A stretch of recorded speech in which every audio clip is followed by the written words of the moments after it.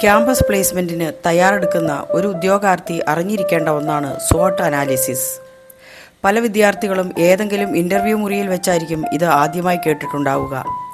Do a SWOT analysis about your self എന്ന ചോദ്യത്തിന് മുന്നിൽ പലരും പകച്ചിരുന്നിട്ടുമുണ്ടാകാം. 4 വാക്കുകളുടെ ആദ്യ അക്ഷരങ്ങൾ ചേർന്നുണ്ടാക്കിയ ഒരു ചുരുക്കപ്പേരാണ് SWOT എന്നത്. സ്ട്രെങ്ത്, വീക്ക്നെസ്, ഓപ്പർച്യൂണിറ്റീസ്, ത്രെഡ്സ് എന്നീ വാക്കുകളുടെ ആദ്യാക്ഷരങ്ങൾ കൂടിച്ചേരുമ്പോൾ SWOT ആയി മാറുന്നു. ഈ 4 വിഷയങ്ങളിൽ ഓരോന്നിനെയും മുൻനിർത്തി നടത്തുന്ന ഒരു സ്വയം വിശകലനത്തെയാണ് ഒരു വ്യക്തിയുടെ SWOT അനാലിസിസ് എന്ന് പറയുന്നത്.